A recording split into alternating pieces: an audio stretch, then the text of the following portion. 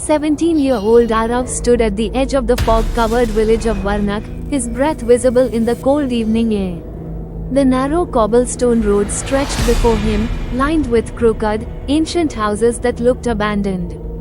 His father, grief-stricken and hollow-eyed, drove the last box into their new home, an old wooden house that creaked even in silence. Arav had lost his mother weeks ago under circumstances that were never fully explained. Moving to Varnak was supposed to be a fresh start, but from the moment he arrived, he felt watched.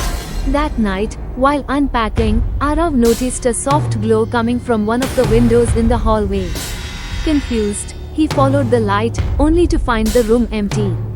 But when he turned to leave, he caught something in the corner of his eye, a reflection in the mirror, something behind him.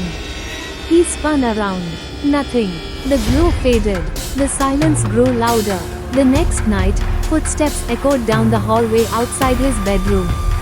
When Arav opened the door, the hallway was drenched in shadows.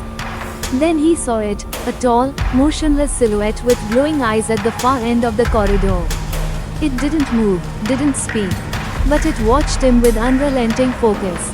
Frozen in fear, Arav shut the door and pressed his back against it, heart pounding. The shadow came again the following night. This time, it stood closer. Arav mustered the courage to approach. With every step he took, so did the shadow. When he tilted his head, it mirrored him.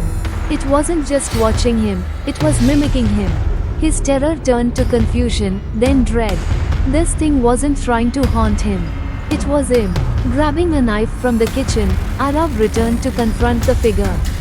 As he raised the blade, the shadow raised its hand. The dark began to clear, revealing an older, scarred version of himself, a version that looked hollow and tormented. "If you don't escape the mirror path," it whispered, "this is who you become." That night, the sky burned crimson. The blood-red moon hovered over Varnak, bathing everything in an unnatural glow. Arav stood by his window, drenched in cold sweat, watching the world twist under the moonlight. Time seemed to stop. He heard a distant chime, an impossible chime. As he stared out, a ghostly woman with sunken eyes and a tattered shawl appeared at the window. She looked just like his mother. Her mouth moved without sound, her eyes pleading. Arav stumbled back, heart racing. Was she warning him, or calling him? The clock tower in the center of town had been broken for decades. But that night, at exactly 3:33 a.m., it chimed. A soft red glow spilled from the shattered clock face. Arav ran through the village, drawn to it like a moth to flame.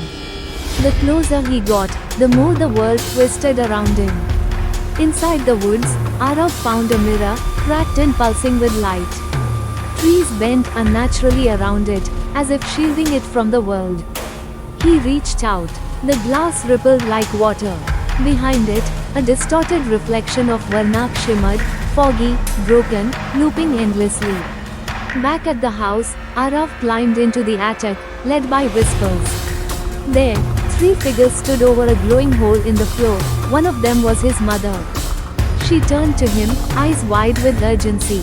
"You must break the loop," she said, "or it will consume you." Arav returned to the mirror that night. His older self waited on the other side.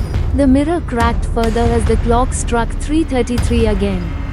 Arav stepped forward, blade in hand, determined to face whatever lay beyond. The reflection screamed, the moon shattered, and the world fell into silence. Shadows of Varnak is a tale of identity, loss, and the horrors that dwell not in haunted houses, but within ourselves.